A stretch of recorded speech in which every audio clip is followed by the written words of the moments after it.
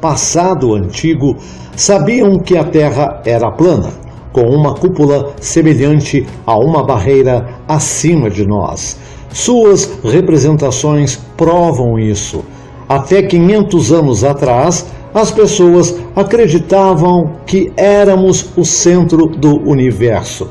A Igreja Católica Romana e uma equipe de cientistas e astrônomos jesuítas fizeram grandes esforços para mudar essa crença.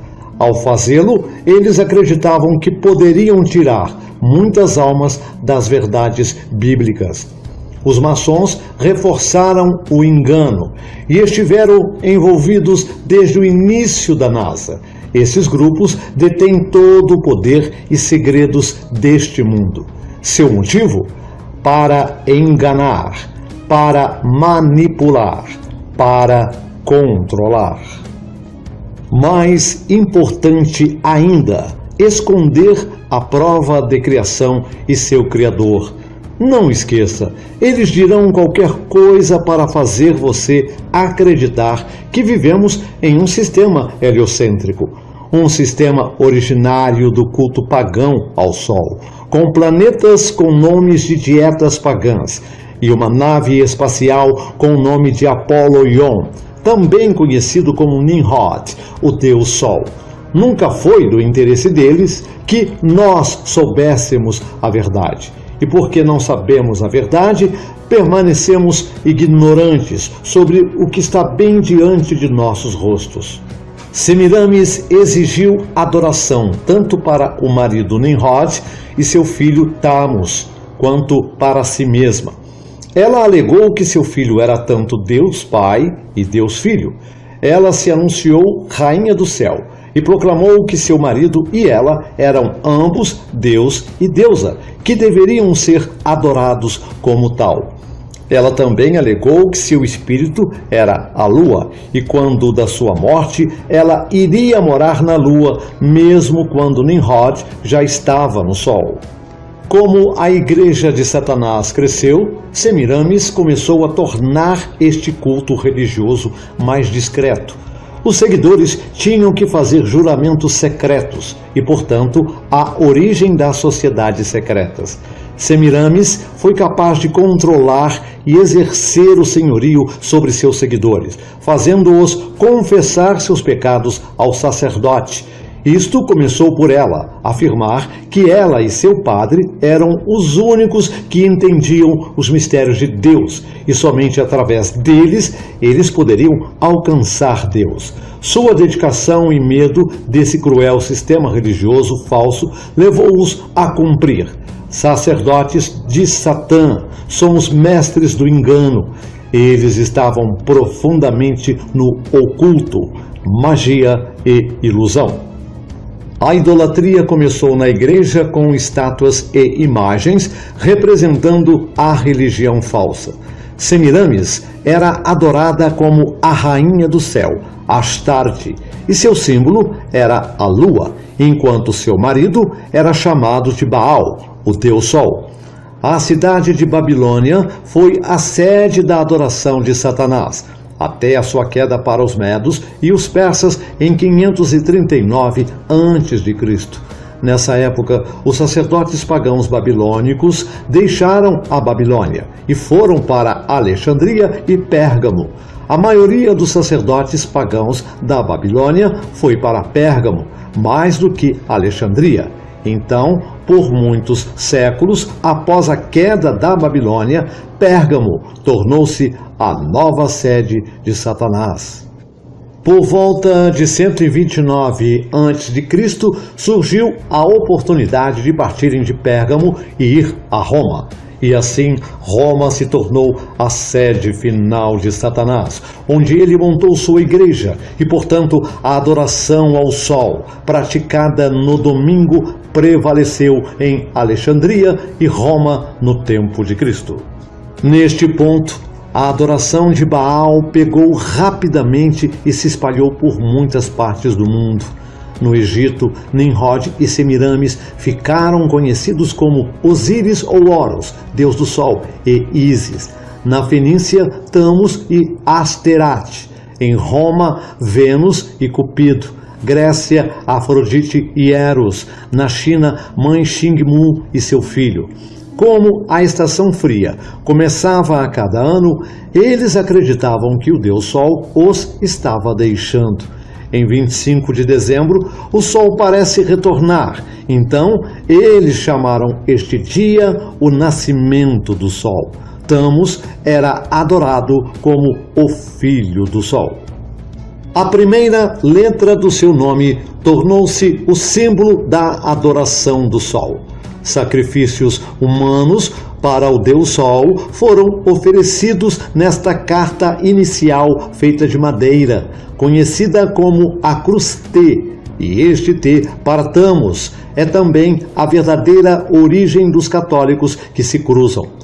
Satanás trabalhou muitos anos antes da concepção e nascimento do verdadeiro Messias para falsificar, através do culto do sol, sua concepção milagrosa e nascimento. Satanás conseguiu muitas vezes levar o povo de Deus ao pecado e à adoração pagã ao sol. Jesus foi crucificado e ressuscitou na primavera do ano, perto da época do Festival da Lua. O diabo estava trabalhando mais uma vez para trazer a ideia de ter uma celebração ao mesmo tempo que os pagãos, mas chamando-a em honra da ressurreição. Em relação à adoração da deusa da lua Semiramis, a chamada Rainha do Céu. Os bolos para a Rainha do Céu eram redondos e neles foi cortada uma cruz em homenagem ao Deus Sol. E eles foram oferecidos para a Rainha do Céu e hoje nós os chamamos de bolos quentes. Os 40 dias de choro por Tamos tornou-se a Quaresma e no final da Quaresma chegou o domingo de Páscoa. O profeta Ezequiel recebeu abominações ainda maiores. Esta deusa Estar, Páscoa, passou a ser conhecida como a deusa da primavera, como na nova vida, ou como a história registra, a deusa da reprodução. Os pagãos iam para algum lado da montanha no domingo de manhã e adoravam essa deusa, como o sol estava nascendo no leste. Eles se entregaram à imoralidade e à indecência de toda a descrição. Os ovos e coelhos foram usados como símbolos de fertilidade e germinação e, portanto, vida nova. Tudo entrou na igreja aos poucos e foi abençoado pela Igreja Católica e dado ao mundo. E algumas pessoas se perguntam por que Deus chama a Igreja Católica de Babilônia. Na construção da Torre de Babel, todas as nações começaram a se rebelar contra Deus. Começou em Babilônia, no plano de Shinar, junto ao rio Eufrates, muitas gerações depois do grande dilúvio. Este foi o começo da igreja de Satanás e o nascimento do paganismo. Na época, a humanidade havia multiplicado e falado significativamente uma língua. Cush, o neto de Noé e filho de Ham, criaram um plano com seu filho Nimrod para criar uma falsa religião para governar o mundo.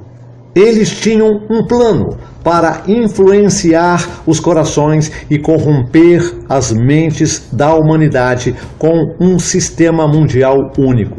O uso de Nimrod por Satanás foi uma tentativa deliberada de desafiar Deus e sua autoridade. No entanto, Deus desceu e confundiu a língua em muitas línguas, de modo que não conseguiam mais entender a fala alheia. Isso impediu a humanidade de continuar a construção da torre e fez com que eles se dispersassem em diferentes regiões do mundo. Nimrod se tornou um homem poderoso do pecado, um assassino de homens inocentes e um rebelde diante do Senhor. Ele era o anticristo e imperador da Idade do Bronze. Quando Deus confundiu as línguas na torre, o nome de Nimrod se espalhou pelo mundo, em diferentes dialetos. Ele era um homem com muitos nomes diferentes e uma enorme reputação. Ele passou por esses nomes no mundo antigo: Gilgamesh, Baal, Melkarte, Adonis, Eshmun, Dumuzi, Dionísio, Baco, Órion, Mitra, Apolo, Ra, Tamus e Osíris.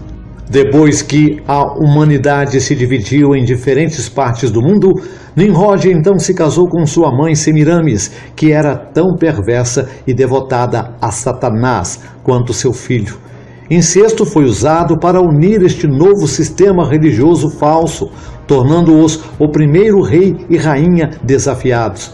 Nimrod e Semiramis seriam muito usados por Satanás para atrair a adoração para longe do verdadeiro Deus do céu e enviar milhões, até bilhões de almas para o inferno. Esse falso sistema teve seu plano de sacrifício, assim como Deus tinha um plano para sacrificar. Contudo, a adoração pagã dos satânicos exigia o sacrifício dos seres humanos frequentemente, os filhos e filhas dos adoradores. Um falso dia sagrado foi instituído em honra do Deus Sol, no dia do Sol. E isso foi planejado por Satanás para roubar a autoridade de Deus como o Criador do universo e seu santo dia de adoração, o sábado. O sacrifício de bebês para Satanás era prática comum, até que Shem, um dos filhos de Noé, matou Nimrod e o cortou em pedaços pequenos como um exemplo para os outros não cometerem tais pecados e práticas religiosas más. Shem era um homem piedoso e foi através de sua linhagem que o Messias viria. A Torre de Babel era, na verdade, a adoração de Satanás, na forma de fogo, o sol e a serpente. No entanto, a adoração de Satanás não podia ser feita abertamente por causa dos muitos que ainda acreditavam no verdadeiro Deus de Noé. Então, uma religião misteriosa desenvolveu-se onde Satanás podia ser adorado em segredo. Semiramis elaborou um plano onde ela poderia reviver com sucesso a religião pagã de Nimrod. Não muito depois da morte de Nimrod, Semiramis ficou grávida. Ela alegou que quando Nimrod morreu, seu espírito subiu para o sol, que se tornou um símbolo dele. Ela também disse que um raio do sol tinha chegado e a engravidou com uma criança que ela acreditava ser Nimrod, voltando como uma reencarnação do Deus Sol. Semiramis nomeou a criança Tamus, que então se tornou atriz em uma doutrina da Trindade. É também por isso que muitas pessoas acreditam que a história de Jesus pode não ser autêntica. Tudo por causa do equívoco que existem entre muitas histórias com semelhanças com a morte e ressurreição de Jesus, quando na realidade eram apenas dois homens, Nimrod e Jesus. Apolo e Hélios. Quem é Hélios? Criança através do incesto entre irmãos de Hipérion, deus do sol e da luz, irmão da deusa da lua, possui um olho que tudo vê. Segundo a mitologia grega, Hélios foi um dos titãs, filho de Hipérion e Teia. Ele era a personificação do sol, e suas irmãs eram as deusas Selene, a lua, e Eos, a Dão. Ele dirigia a carruagem do sol no céu diariamente, como foi puxado por cavalos chamado Piróis, Aeos, Aeton e Phlegon. Quem é Apolo? Criança por incesto do deus Sol, céu da luz, Zeus, deus da luz, irmão da deusa da lua, possui o olho que tudo vê. Hélios e Hipérion é um e o mesmo. Após a perda de seus dois filhos, Atum envia uma luz radiante que tudo vê para brilhar sobre as águas e localizá-los, chamados Olho de Ra. O principal centro de culto de Ra foi Luno, lugar dos pilares, e nomeado no texto da pirâmide Casa de Ra, e nos textos hebraicos On. Esse antigo centro de culto egípcio foi renomeado Heliópolis pelos gregos em reconhecimento ao fato de que o deus do sol Ra era Hélios e seu espírito residia ali. Apolo, o sol. Então, se Apolo não é, obviamente, Hélios, então por que ele foi identificado como Hélios no período helenístico e em Roma? Este era o sol que tudo vê, renascido através de Apolo como nova luz? Como Pai, como Sol. Vemos agora um padrão de florescente iluminação manifestando-se através de uma série de mitologias, Sol, Pai, Filho. Será que Apolo continua este tema de passagem da tocha Pai, Filho? Pai da ordem caótica. À medida que seguimos esse rastro obscuro de adoradores do sol, encontramos um mestre órfico, chamado como o primeiro grande matemático, considerado pelos maçons como o primeiro maçom simbólico, avô da filosofia ocidental, pai do heliocentrismo. O que é orfismo? Inclui caracterizar as almas humanas como divinas e imortais, mas condenadas a viver por um período em um círculo doloroso de vidas corporais sucessivas através da metempsicose ou da transmigração de almas. Ela prescreveu um modo de vida ascético que, juntamente com ritos de iniciação secretos, deveria garantir não apenas a eventual liberação do ciclo doloroso, mas também a comunhão com Deus. Acreditava-se ser fundamentada em escritos sagrados sobre a origem de deuses e humanos, e mais tarde influenciaria fortemente o mitraísmo romano. Pitágoras e orfismo. Pitágoras, reverentemente conhecido em toda a maçonaria como o primeiro franco-maçom, ensinou como o principal dogma de sua filosofia o sistema da metempsicose ou a transmigração das almas. Ele ensinou o poder místico dos números e grande parte do simbolismo sobre o assunto que os maçons passam agora é derivado do que lhes foi deixado pelos seus discípulos, pois de seus próprios escritos não há nada existente. Os órficos eram uma seita ascética, O vinho, para eles, era apenas um símbolo, como mais tarde no sacramento cristão. A intoxicação que eles buscavam era a de entusiasmo, de união com o Deus. Eles acreditavam, assim, adquirir conhecimento místico que não podia ser obtido por meios comuns. Esse elemento místico entrou na filosofia grega com Pitágoras, que era um reformador do orfismo, já que Orfeu era um reformador da religião de Dionísio. De Pitágoras, os elementos órficos entraram na filosofia de Platão, e de Platão na filosofia mais recente, que foi em qualquer grau religioso. Platão escreve que as ideias pitagóricas eram ensinadas em associação com os mistérios órficos. Costuma-se falar de crenças órfico-pitagóricas, sem distinguir as duas. Heródoto escreve que as tradições órficas e ou báquicas são de fato pitagóricas e tão egípcias.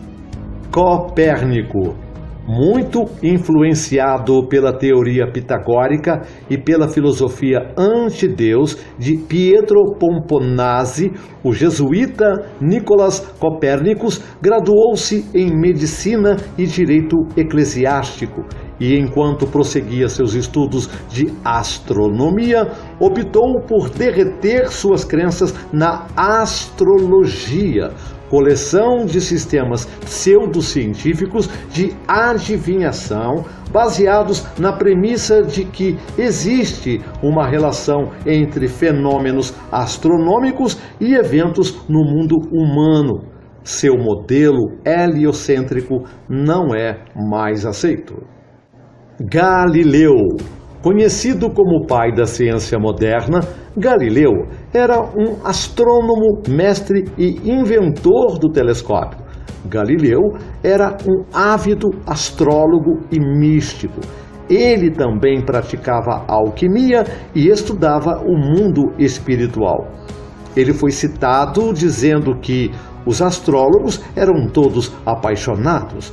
No entanto, ele secretamente conduziu leituras de horóscopos para os ricos e ensinou astrologia em particular durante grande parte de sua vida, até que ele foi colocado em prisão domiciliar por heresia. Nos deu a fantasia da Terra girando. Kepler.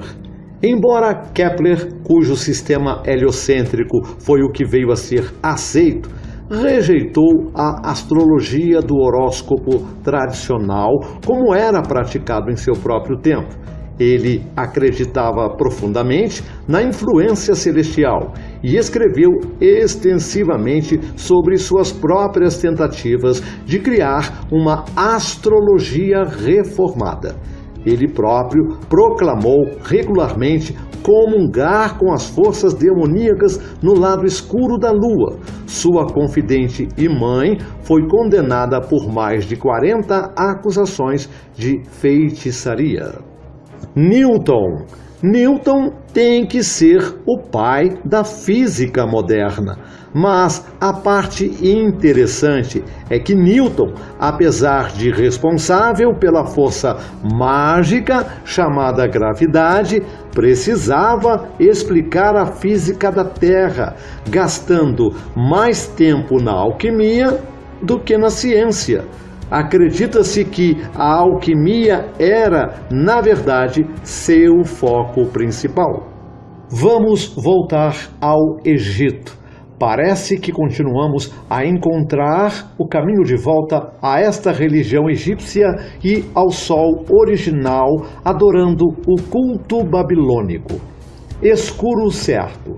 De acordo com Porfírio, Pitágoras foi admitido no templo egípcio em Dióspolis. Foi aceito e obteve um sacerdócio depois de completar os rituais necessários para a admissão.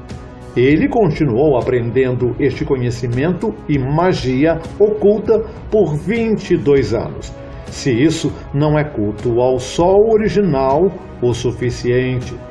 Lambritius escreveu que quando Pitágoras foi preso na Babilônia por volta de 500 anos antes de Cristo, ele alegremente associado com o Magoi e foi instruído em seus ritos sagrados e aprendeu sobre uma mística adoração dos deuses.